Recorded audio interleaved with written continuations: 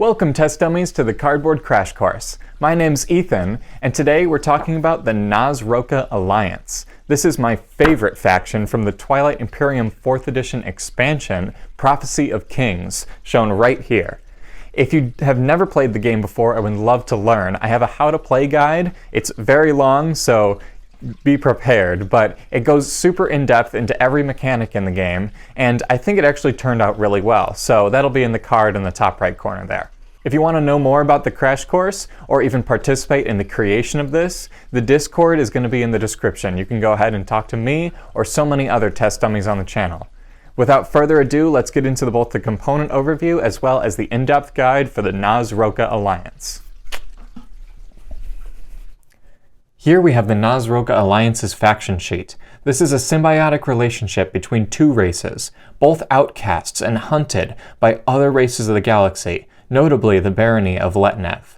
The Naaz are a physically small race of incredibly intellectual beings, similar to the Jolnar, and the Rokha are mercenaries that are very protective of their homeland and incredibly good at exploration after being evicted from society from so long. This is an important relationship between the two, and with the collaboration between the exploration of the Rokha and the intelligence of the Naaz, they've come about many, many powerful relics as well as natural resources. So, where do they begin? The planets of Nazir and Rokha are their individual home planets, and it makes up one single home system. It's a 2-1 planet and a 1-2 planet, making a resource value and an influence value of 3-3 together. That's not horrible, and allows for some boosts in the early game. They begin in their home system with 2 carriers, a destroyer, 2 fighters, a mech, 3 infantry, and a space dock. This startup is very important for them, and having 2 carriers as well as the equivalent of 4 infantry is a great start and really pushes them ahead of a lot of other races in the beginning. They'll definitely need that because as well as being the mech faction, they're also the exploration faction, and the two work interchangeably. They of course have starting technology as well, notably 2 of them, both new to the Prophecy of Kings expansion. This is AI development algorithm, a red one, that says when you research a unit upgrade technology, you may exhaust this card to ignore any one prerequisite. And when one or more of your units use production, you may exhaust this card to reduce the combined cost of the produced units by the number of unit upgrade technologies that you own. This is a pretty consistent red technology, and even though red isn't the best path to be going down, I do believe that the boost in the early game as well as the late game pushes them ahead, especially in the beginning. They also begin with psychoarchaeology. This is a new green technology that says you can use technology specialties on planets you control without exhausting them even if those planets are exhausted. During the action phase, you can exhaust planets you control that have a technology specialty to gain 1 trade good. Now, this isn't especially important for every faction out there, but I'll talk in the analysis on why they love it just so much. So let's talk about what's actually on their sheet now. They, of course, have 2 abilities, one called Distant Suns. This says when you explore a planet that contains one of your mechs, you may draw 1 additional card, choose 1 to resolve, and discard the rest. Like I said, the mechs and exploration work together, and this is that pushing forward. It's turning a random deck into a pretty consistent tool. They also have fabrication. It's an action, which is important, and says either purge 2 of your relic fragments of the same type to gain 1 relic, or purge 1 of your relic fragments to gain 1 command token. Remember now that individual relic fragments for every other faction are only able to be purged at a rate of 3 relic fragments for 1 relic. This changes that and allows them to be able to do it more consistently, more often, and have other tools as well. Finally, they have their flagship here. This is the Vizelvir, and if I'm mispronouncing things, please correct me in the comments. It's an 8 cost, 9x2 combat value, 1 movement, and 4 capacity flagship with sustained damage. Now, this isn't great, but it does all come down to its ability. Your mechs in this system roll 1 additional die during combat.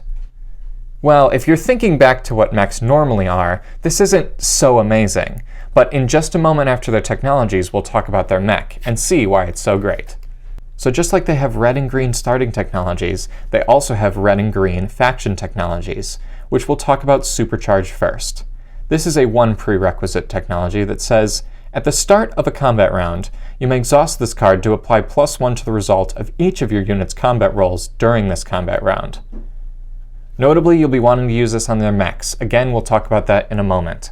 They also have prefab arcologies, a very simple technology that requires 3 prerequisites that says, after you explore a planet, ready that planet.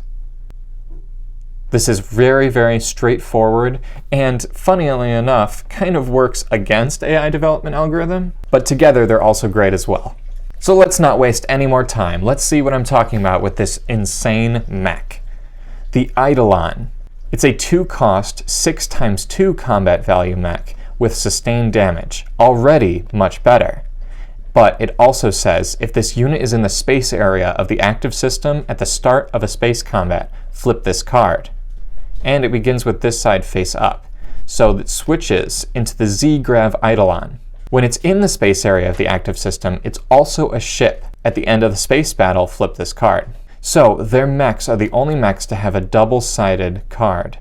Unfortunately, the Z-Grav Eidolon does go from 6x2 to 8x2, but the fact that it's even usable in space is already an upgrade. Keep in mind, though, that the Z-Grav Eidolon is missing sustained damage, so if you take damage with this mech, you are not going to be able to soak it.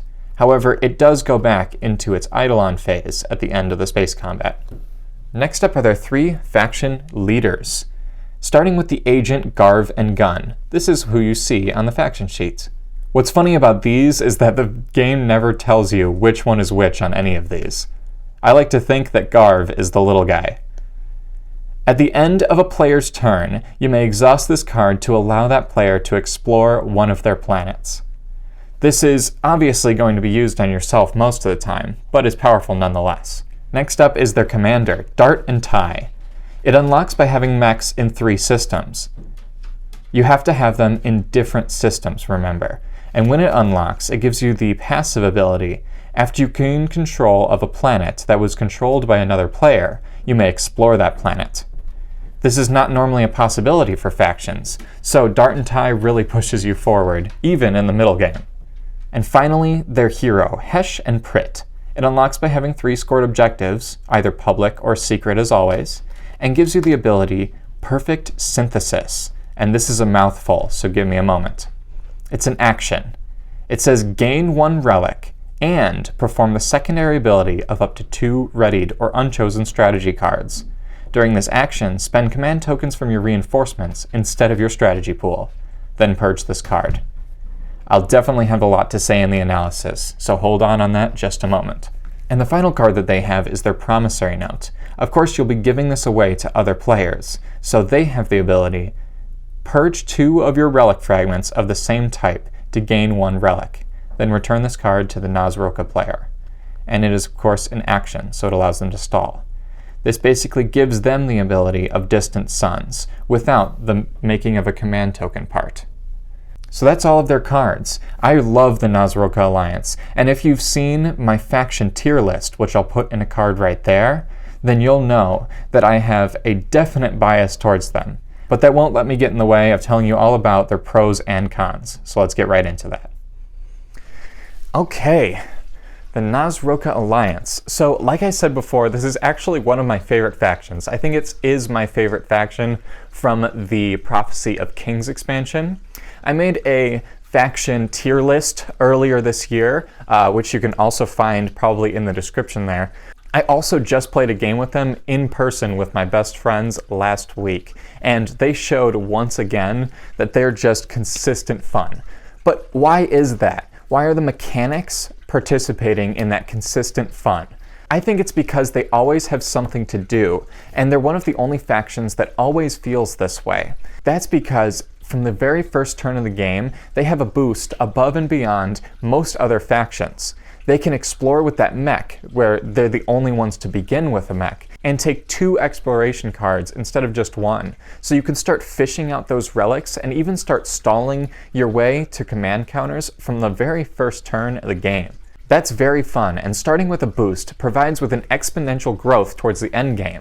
So really quick, where would their best strategy cards, technologies, and relics lie? Normally I don't talk about relics, but for obvious reasons we're going to in this analysis. Well, I think from the very start you can be going towards technology. I don't always think that doubling down on a faction's gimmick is the best. Going more aggressive with Cabal instead of going more economic is not necessarily great. But as the Naaz-Rokha Alliance, they have to really pin down that RNG and make it as consistent as possible in order to get ahead. Those exploration and relic decks can really be powerful, but you gotta be using them right. And that's why technology from the very beginning, getting into Scanlink Drone Network, is my preferred way of play and how I think you should play, especially as a new player. It says, when you activate a system, you may explore one planet in that system that contains 1 or more of your units. Now, of course, every faction has the ability to get this, and I believe there's even a faction that starts with it, I think the Titans of Ul. However, with the Naaz-Rokha, it is just that much more important. Because you start with the mech and 2C4I equivalently, you can actually get out into 2 different systems and start exploring right away. So if you're taking a planet round 1, you are then going to want to be able to re-explore it round 2. I definitely think that a round 1 or round 2 early technology use is really, really important. Now, if you can't do that, definitely use the secondary, because I don't think that they're necessarily going to need anything else except for that Scanlink drone network. Using the secondary of technology is probably just as powerful in this situation. And if you're running dry on command counters because you've already used 2 other strategies towards the beginning, use that purge ability. They don't have to get relics, remember. They have one of the best command counter economies in the game, besides maybe Soul and Necrovirus. I definitely recommend using Distant Suns in the way of getting command counters just as much as getting relics. Now, I kind of think you have to decide on one of these strategies early on, because unlike gaining command counters, gaining relics definitely have diminishing returns. There's very few relics that are just as powerful in the late game as they are in the early game. Because when you're drawing in the last round of the game a relic that allows you to use your reinforcements instead of your strategy pool, you're definitely going to think that the 2 command counters was better off anyway. They're great at stalling, almost as great as the Sarl tribes, and that's shown in my latest game when I was able to prove endurance against the Sarl tribes and stall them out completely. So, of course, technology is going to boost you forward in that sense, but their AI development algorithm is also going to let you push forward into those unit upgrade technologies. Now that you have Scanlink Drone Network as well as the ability from AI Dev, you can get PDS 2 or even Destroyer 2. Would Destroyer 2 necessarily be better than just eventually getting your flagship and mechs? I don't think so, but if you need a positioning public or secret objective towards the early game, Destroyer 2 isn't necessarily your worst bet.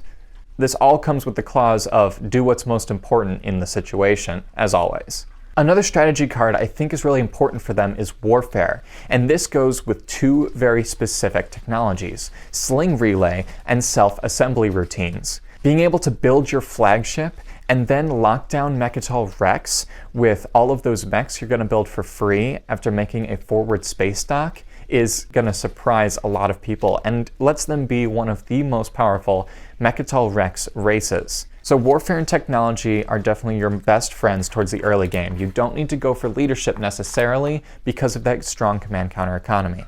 You are constantly exploring, then taking planets, then exploring those planets for 2, then purging relics, getting command counters to be able to explore more planets, using your agent to explore even more planets for 2, and it's all a complete cycle. They're so much fun to play, and they rip through those exploration decks like crazy. I had to reshuffle the discard pile of one of them twice. So let's talk about the 3 exploration decks really quickly, since they're such a crux of their strategy. The blue cultural deck is going to be your best bet if you want to go the fabrication route. They have the most amount of relic fragments in them, and you don't have to trade other people for the relic fragments to be able to fabricate all on your own. The green industrial one is a little bit scarcer as far as fragments go, but allows you a lot of powerful attachments that will definitely push you forward in the agenda phase if you're worried about that. The red hazardous deck is going to be great for you, not because of its super scarce amount of relic fragments that you'll get from it, but because you start with a mech. Shoot your mech right into those hazardous planets right away, and you don't even have to lose infantry that you could have used to explore even more planets the next round. Now I wanted to point out a couple of relics as well. Obsidian is great if you want another secret objective to secretly push forward against everyone else, especially if you've lost the Namekital Rex opportunity. Things like the Prophet's Tears or Scepter of Emilpar are going to be better in the early game, like I was talking about. They have strong diminishing returns, but if you get it early, it could technically be better than purging one relic for command counters. Shard of the Throne is definitely what you're going to be most seeking in this deck, but if you end up with a doo-doo technology like Maw of Worlds that most would consider to be bad, I suggest getting transit diodes. You never want to have pushed too far into yellow, but being able to make your mechs disappear from the game board, because remember they are ground forces, and reappear exactly where you need them to explore late game in order to get something like Shard of the Throne is very powerful. It's actually a lot of fun as well. And finally, something I wanted to touch on is they have one of the most sellable alliance promissory notes as well as faction promissory notes.